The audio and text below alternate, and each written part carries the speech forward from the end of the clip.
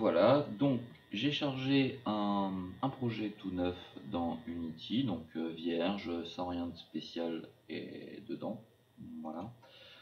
Un Photoshop tout vierge également, et Blender avec le classique startup file que j'ai pas écrasé. Donc voilà, donc le cube, la petite lampe et la caméra. Donc de toute façon, lampe et caméra, j'aime pas trop les avoir. Je préfère avoir une ambiante classique. Donc voilà. Je devrais d'ailleurs pour cela changer mon startup file une bonne fois pour toutes. Donc on va commencer par ce petit cube, donc la modélisation de notre boîte, de notre item qui va permettre effectivement de travailler sur l'import dans Unity. Donc l'idée en fait c'est d'avoir une sorte de coffre qu'on va ouvrir quand on sera un petit robot, qu'on va s'approcher de là, parce que je vous rappelle que le but de ce tutoriel c'est aussi de faire un objet du coup directement connecté au jeu actuel. Donc tout d'abord j'aime bien travailler en miroir parce que ça permet d'avoir une résolution de texture 2 fois plus grosse. Donc tout bêtement je vais activer le composant miroir. Hop, pardon, donc voilà, effectivement j'étais pas du bon côté, donc peu importe, hein, ça à la limite, voilà. Donc je vais supprimer cette face, hop, voilà, et je vais activer le clipping et connecter toutes mes faces ensemble. Voilà, donc maintenant je vais pas m'embêter hein, pour le but de ce tutoriel. J'avoue que je pense que j'améliorerai la boîte par la suite, peut-être pour les propos du jeu, mais bon, pour l'instant on s'en fout. Donc voilà, donc je vais faire une boîte à peu près de cette grosseur là. Alors un petit truc et astuce pour l'import dans Blender, j'aime bien moi de mon côté avoir le centre du pivot de mon objet au niveau du bas de l'objet quand il s'agit d'un cube ou d'un objet qui va se poser sur le sol. Ça permet de ne pas s'embêter par la suite, étant donné que le pivot global de l'objet sera sur ce point là. Donc voilà, je vais repasser en perspective parce qu'on comprend mieux ce qu'il se passe. Donc je vais pas m'embêter plus que ça, hein. Je vais faire peut-être un petit bevel. Alors je connais pas tous les raccourcis clavier hein, de Blender, je suis pas un gros professionnel. Donc bien évidemment si vous cherchez une personne qui va vous montrer comment faire du Blender le plus propre et le plus rapide avec tous les comptes, tous les retours clavier, toutes ces choses là, ce n'est pas moi. Moi je vais plutôt vous montrer vraiment comment faire tout ça rapidement sans avoir trop de maîtrise de tout, hein. Je vais pas aller très loin dans la maîtrise et dans la qualité de ce coffre. Donc pour faire court, voilà un beau coffre qui cartonne, qui est vraiment beaucoup trop beau. Voilà, donc je vais quand même aller un poil plus loin, hein. On va faire un petit quelque chose comme ça. Hop.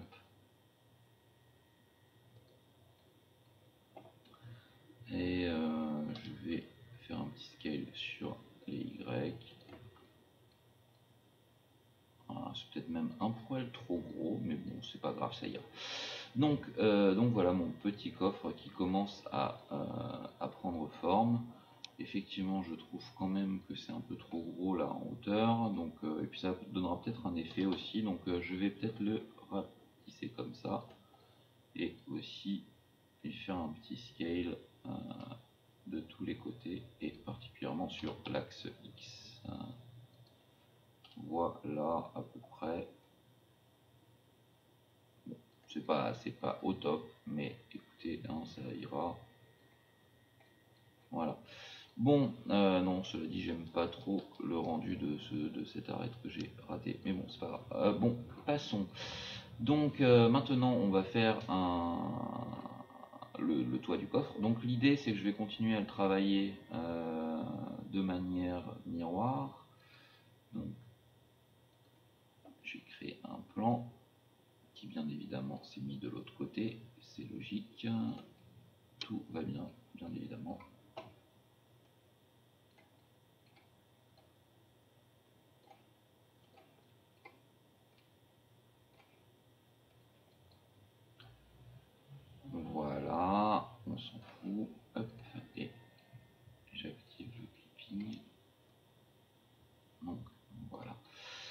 Alors pourquoi est-ce que je fais le coffre au même endroit que pardon, la tête au même endroit que le coffre? C'est tout bêtement pour le dépliage UV. Alors on pourrait faire l'objet de manière découpée, d'un côté le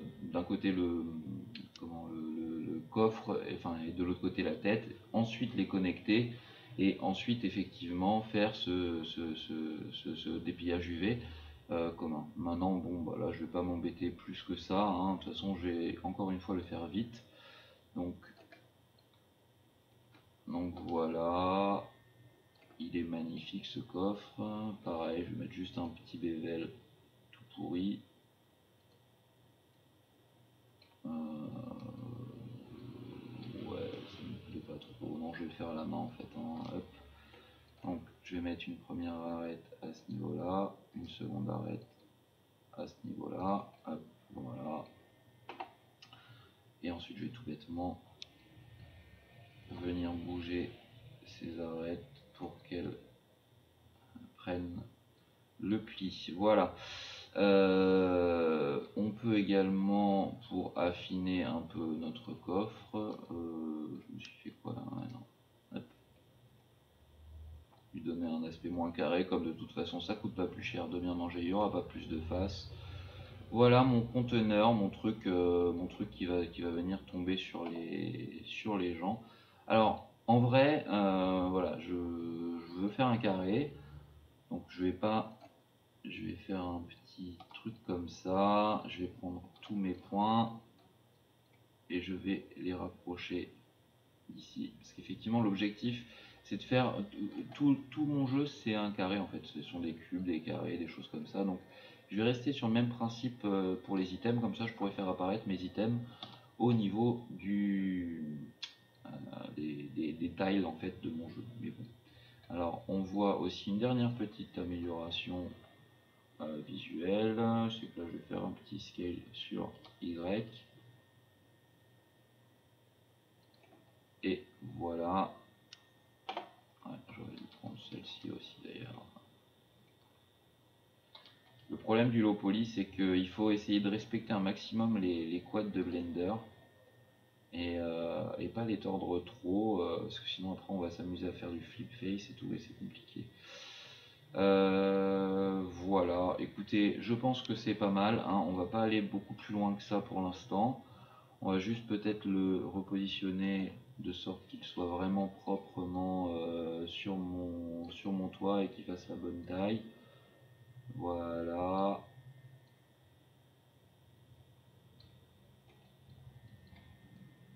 De sorte que ce soit à peu près propre. Ok. Donc j'ai mon conteneur d'options qui va pouvoir être là. Ce que je vais faire, c'est que je vais commencer à faire le spin, enfin le détourage UV. Donc pour l'instant je ne vais pas m'embêter, je vais remonter ce boîtier là. Voilà.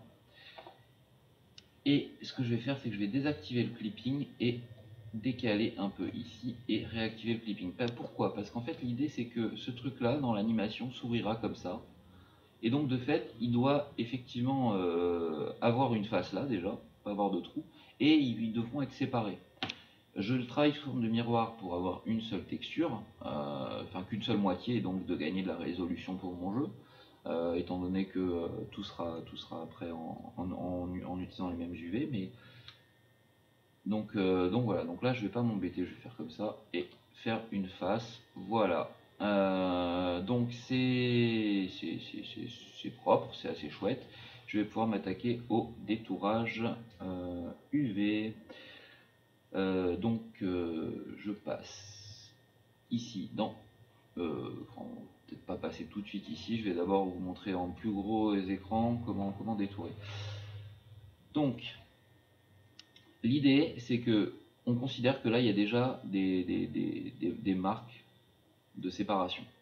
Donc je vais en rajouter moins un petit peu à certains endroits. Donc l'idée c'est que ça se détourne proprement. Alors c'est toujours un petit peu compliqué, ça je vous avoue, surtout pour moi, j'ai toujours pas de très bonnes idées sur comment le faire proprement. Là je pense que je vais garder deux zones, une zone du toit et une zone du bas. Donc là j'aurai mon arête qui va se déplier comme ça, et je pense que c'est pas mal. Hop, hop, hop, hop. Et je pense que là on est pas mal. Et là il faut que je continue à couper ici pour que ça puisse se déplier plus correctement. Donc je vais faire des séparations de découpe de patron ici. Donc je pense qu'on va avoir deux objets qui vont être à peu près propres. Je vais quand même continuer à faire les séparations parce que là ici du coup ça sera pas propre du tout sinon. Tac tac. Ok, donc là je vais pouvoir le déplier. Il va falloir que je mette une rupture ici, une rupture ici. Bon, là je pense qu'on va être pas mal, donc on va essayer, hein, de toute façon on va pas s'embêter. Donc je vais dans UV Editing, à U et Unwrap. Voilà, donc là j'ai mon truc qui s'est déplié. Alors bien sûr, je vous cache pas que pour l'instant j'ai pas encore fait le toit, hein, donc ici bien évidemment ce truc là c'est ni fait ni à faire, c'est pas propre et ça vous permettra pas de faire un texturing propre. En revanche ici on a un objet qui se tient et ici on a un objet qui se tient aussi. Qui va respecter effectivement les bons ratios pour vos faces et pour après faire un texturing simple et propre. Donc bah, je vais tout bêtement finir la chose. Alors là je vais quand même ranger un peu ça mieux. Hop, parce que c'est pas très chouette. Hop, histoire de gagner un maximum de place sur mon carré. Alors je vous cache pas que dans le jeu là actuellement, comme je m'attaque au mobile, j'essaye de faire des textures Atlas complètes avec un maximum de textures dessus. Là je vais pas m'embêter en revanche pour le coffre, hein. Je vais tout mettre sur le même, enfin sur un seul fichier. Voilà, et puis je mettrai ma tête ailleurs. Donc là, un conseil aussi, quand vous êtes en train de travailler sur les UV, pensez à faire des pins réguliers pour un peu bloquer ce que vous avez déjà déplié proprement et positionné proprement pour éviter qu'à chaque fois que vous allez refaire un unwrap, ça vous repète tout. Donc voilà, je repasse ici, tac tac tac, hop, ah oui j'aime bien dire tac tac tac. Et donc je vais essayer d'être aussi propre sur le dépliage de mon truc ici. Alors pour information, quand on fait un dépliage, il vaut mieux que les arêtes les plus visibles soient sur la même... on pourrait faire la découpe comme ça. Le problème de faire la découpe comme ça, c'est que je vais avoir, quand je vais dessiner, besoin de faire quelque chose peut-être enfin quand je vais faire la texture, qui va passer de là à là. Du coup, je vais devoir retrouver quel est le bout ici, quel est le bout ici, parce que bon, on peut faire tout l'objet en hide poly et après faire des bakes. On va voir d'ailleurs un petit peu cette technique très brièvement, mais néanmoins, voilà, on va pas s'amuser. Ah, je peux faire un petit quelque chose là peut-être. Non, ce sera pas beau, j'aime pas. Donc voilà. Donc en revanche, si vous découpez ici comme ça, et que vous voulez dessiner, je sais pas moi, une serrure, une bande qui fait comme ça, il va falloir que vous retrouviez votre face ici et votre face ici qui sera découpée, qui sera plus connectée. Le mieux c'est quand même d'essayer de faire des découpes là où vous n'allez pas avoir besoin de faire des points de lien en fait. Donc là effectivement, ben, j'ai pas besoin de faire quelque chose entre cette face et cette face, déjà parce que l'arête est très découpée et que le joueur ne les verra pas. Et ensuite je préfère découper sur ces faces là. Je pense que ce sera plus simple après pour faire mes connexions. Donc voilà, je vais marquer les arêtes, je vais repasser en UV Editing et je vais déplier. Voilà, donc effectivement j'ai mon coffre qui est pas trop mal découpé. Alors en revanche j'ai une arête qui est ici complètement découpée. Moins vous avez d'objets, d'accord, parce que là donc on le voit, hein, j'ai découpé des objets complètement. Donc malheureusement c'est pas ce qu'il y a de mieux. Moins vous allez avoir d'objets, mieux ce sera pour votre découpe par la suite, enfin pour surtout le moteur 3D. Parce que du coup il a moins de calculs à faire. Donc ici, je pense que je vais essayer d'enlever cette... ce signe là. Voilà. Et du coup là j'ai un seul montant. Alors ici on voit que j'ai un montant. Voilà. Le problème de ça, c'est que je ne sais pas pourquoi. Parce que comme je suis en miroir, il considère que ça va être une face répliquée. Et donc il me la découpe forcément. Je ne sais pas si je peux forcer un clear sim pour refaire le unwrap. Non, voilà. Donc je sais pas quoi faire. Donc celui-là je vais le garder en petit, c'est pas grave.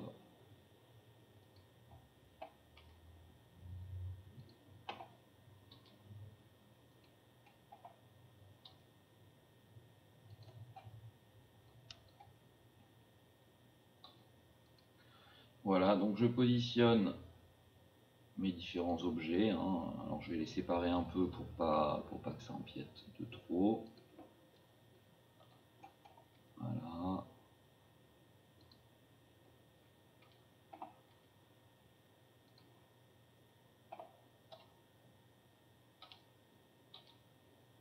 Donc celui-là, je vais quand même essayer de lui donner la même taille pour garder un petit peu de cohérence avec tout ça. Voilà, je vais me mettre, j'ai plein de place ici. Donc comme je ne suis pas dans de l'optimisation, je ne vais pas m'embêter plus que ça. Voilà, donc là, comme je vous ai dit tout à l'heure, on pin.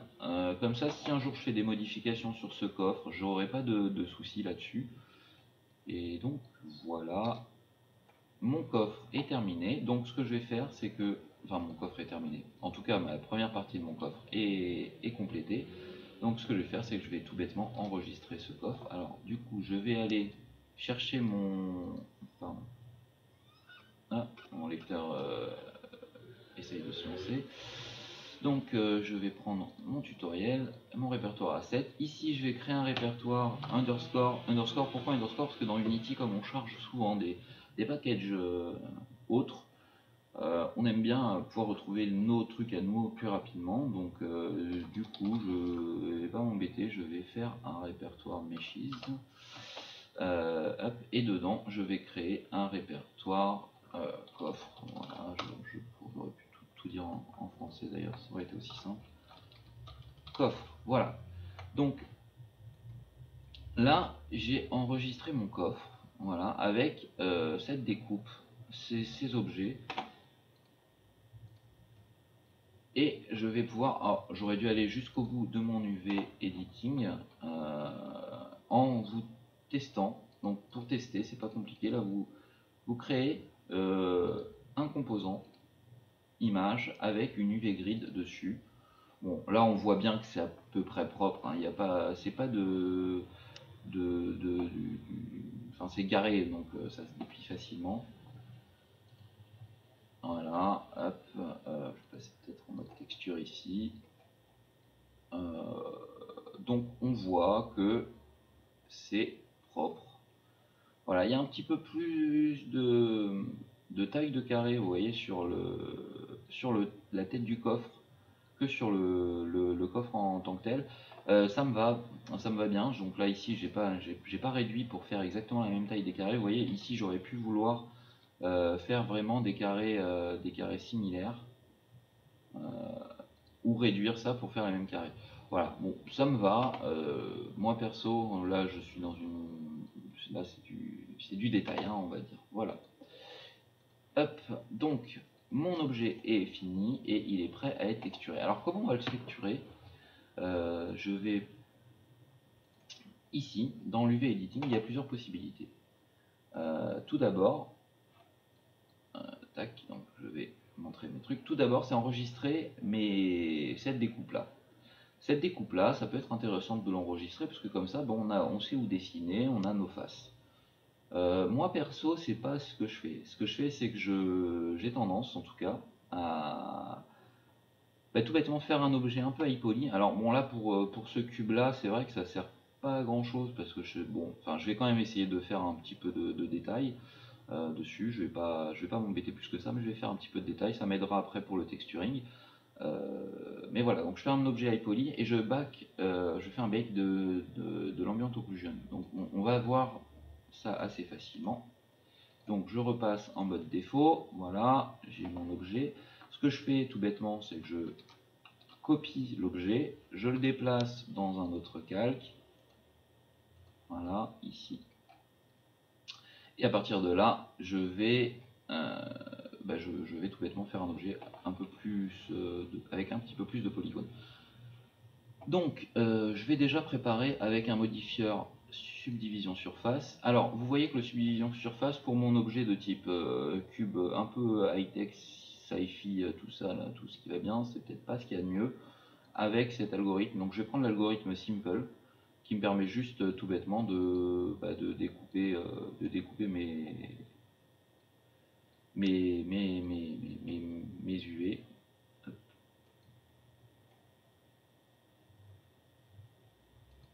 De toute façon, ce que je vais faire, c'est que... Ouais, non, là, je dis n'importe quoi. Bon. Mais, ne m'en voulez pas, hein. On va faire encore plus simple. Tac, je suis un peu perdu. Il faut dire qu'il est tôt le matin, là. Hein. Tac, donc je vais pas m'embêter plus que ça. Je vais préparer un petit trou par ici. Donc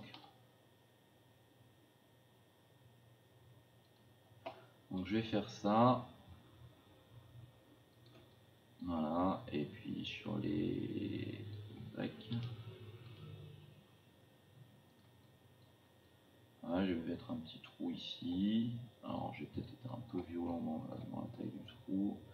Ça, vous allez voir à quoi ça me sert en fait. Bon, là je fais un objet soi-disant un petit peu high poly, donc on va voir que c'est de toute façon un objet low poly quand même. Après, moi je suis toujours dans une recherche de la facette. Mais c'est vrai que de toute façon ça restera extrêmement low poly, hein. Donc là je vais faire une petite démarcation comme ça. Je pense que ça va être assez rigolo. Tac.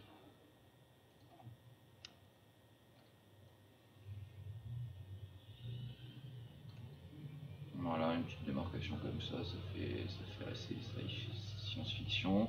Ah, je vais peut-être même d'ailleurs recommencer un petit découpage.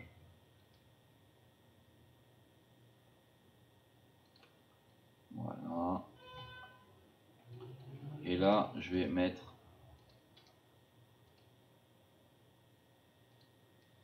un petit trou également.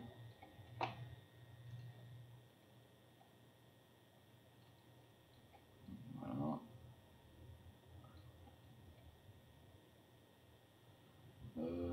Je vais garder mon contour comme ça.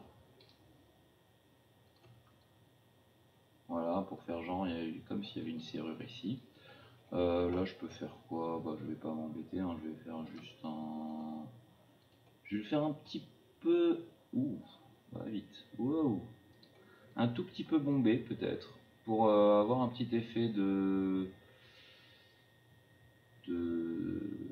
bombage, je ne sais pas. Hmm. Donc voilà. Alors...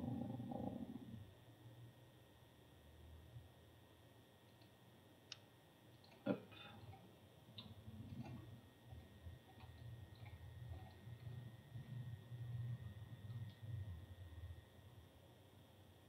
Ou peut-être plutôt renfoncé comme ça. Voilà, bon, mon coffre est magnifique. Voilà. Je vais pas aller plus loin dans le détail, de cet objet donc high polygone qui fait, n'est-ce pas, à peine 400, enfin à peine 242 phases, donc c'est un peu une blague, mais vous comprenez l'idée. L'idée, c'est tout bêtement d'avoir mon objet low poly qui sera texturé et qui fait effectivement 94 faces. Et faire un objet high poly, donc prendre le temps de le sculpter, de le travailler, de mettre des petits détails. Pourquoi? Parce qu'en fait on va faire un bake de cet objet là sur une texture qu'on va pouvoir appliquer par défaut déjà sur mon objet. Donc voilà. Alors comment on fait ce bake? Ben, c'est pas très compliqué. Alors déjà j'ai été un peu rapide. Déjà, première chose, donc là on a détouré, on a travaillé notre matériau, mais en revanche on l'a il s'appelle toujours matériel, hein. Par défaut l'objet sur Blender s'appelle toujours matériel. Donc par défaut, renommez votre matériel parce que dans Blender, il va effectivement vous le charger.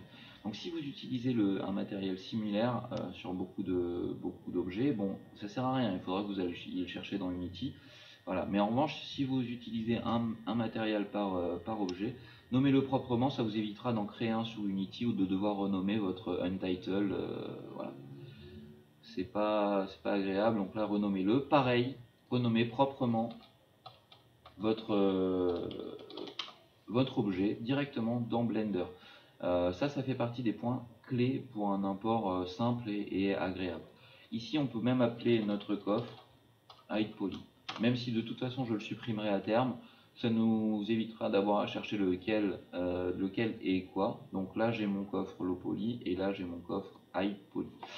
Voilà, c'est tout con, mais ça permet de se simplifier la vie après pour éviter d'avoir des trucs dégueulasses. Et puis aussi pareil, si vous scriptez vos choses, si vous faites des scripts, des choses comme ça, c'est beaucoup plus agréable d'aller chercher un mesh qui s'appelle coffre qu'aller chercher un mesh qui s'appelle cube 0015, enfin voilà. Donc pensez être propre, renommez vos matériaux et renommez les objets. Voilà. Donc cette première étape est quasiment terminée, il ne nous reste plus qu'à faire notre bake. Donc je viens ici et je bake l'objet low poly sur l'objet actuel. Donc pour ce faire, il faut prendre les deux calques, il faut voir mes deux objets, parce que si je ne vois pas un des objets, il ne pourra pas faire de bake dessus.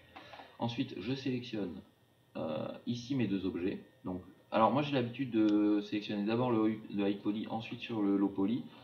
Et en revanche, dans ma section bake ici, de faire selected to active. Je préfère sélectionner et prendre l'active en dernier et faire le bake de celui que j'ai sélectionné sur l'actif. Mais voilà, ça c'est une question de goût. Le clear, alors là je suis sur une seule texture, un seul objet. Si vous êtes sur plusieurs objets, je vous déconseille d'utiliser Clear parce que du coup sinon ça vous embêtera pour la suite. Ici vous choisissez Ambient Occlusion et le margin. Alors le margin ça peut être utile pour éviter d'avoir des effets de bord, des trucs comme ça. Je suis dans du très low poly et surtout j'ai pas envie d'en avoir trop parce que j'ai envie de voir très proprement où sont mes faces, où sont mes faces quand je vais faire ma texture. Mon bake d'Ambient Occlusion va me servir aussi de base pour mon texturing, donc surtout d'ailleurs. Donc pas beaucoup de marge. Voilà. Je vais faire un premier test. Donc je fais bake. Donc là vous voyez faire un texture bake. Il m'a fini dans UV Editing. Vous voyez mon coffre. Donc ce qui est assez étonnant, c'est que ici vous voyez que mon objet est tout noir. Ici ça peut plutôt bien marcher. On voit mes détails de mon modèle high poly qui sont apparus, qui me permettront moi de faire mon texturing par la suite. Donc chouette, mais en revanche ici ça n'a pas marché. Pourquoi? Tout bêtement, quand j'ai fait mon plane et que je me suis amusé à l'extruder et tout, Blender s'est planté dans le... Enfin s'est planté. Il fait les choses plutôt très bien, mais il s'est planté quand même un petit peu. Hein. Enfin, en tout cas, moi il n'a pas fait ce que j'aurais voulu qu'il fasse, mais bien évidemment il ne peut pas tout deviner. C'est-à-dire qu'il a mis les normales. Alors les normales, vous savez ce que c'est. Hein. De toute façon, encore une fois, le but de ce tutoriel, c'est de couvrir un maximum de concepts rapidement pour que si jamais vous puissiez aller creuser vous sur les trucs qui vous manquaient, sur les choses que vous n'avez pas compris, avec quelques mots techniques et quelques idées de ce à quoi sert quoi. Donc les normales, tout bêtement, c'est dans quel sens la face renvoie la lumière. Donc là, elles sont tournées vers l'intérieur, donc c'est pas cool. Donc ce que je vais faire, c'est que je vais sélectionner mon objet. Alors vous sélectionnez une face et L. Et ici, vous faites un flip des normales, ici. Voilà, donc là, ça n'a absolument rien changé, hein, on est d'accord. Sauf que en vrai, parce que Blender rend les deux faces, y compris celle qui normalement ne renvoie pas de lumière, Unity ne le fait pas, donc dans Unity on n'aurait rien vu du tout. Mais en revanche, si je refais mon Ambient Occlusion, on va voir, donc je reprends mes deux calques ici, important parce que sinon j'aurai une Ambient Occlusion vide. Et ici je sélectionne mon haut poly, je clique sur mon low poly, toujours en selected to active donc, et je fais un bake. Il travaille, hop, il a fini. Voyons à quoi ça ressemble. Et ça a pas beaucoup plus marché, donc je ne comprends pas. Je ne comprends pas pourquoi il ne veut pas de mon... Ah bah non, bah peut-être tout bêtement aussi pour la même raison. Ouais, là c'est pas de bol, c'est normal, j'aurais dû faire le test avant.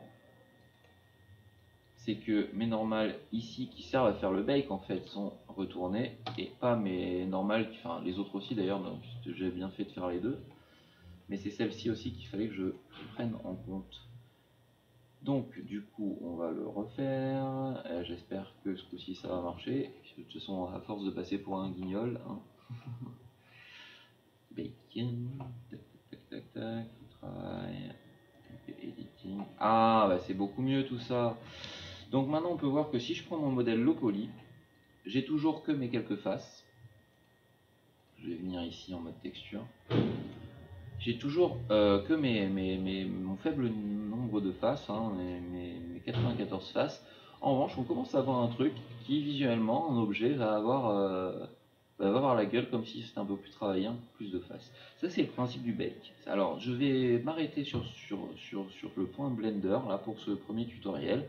Je pense qu'on a couvert la plupart des points qui sont importants pour le chargement dans Unity. Enfin, en tout cas pour un premier chargement. On verra par la suite comment faire l'animation. Petite pause.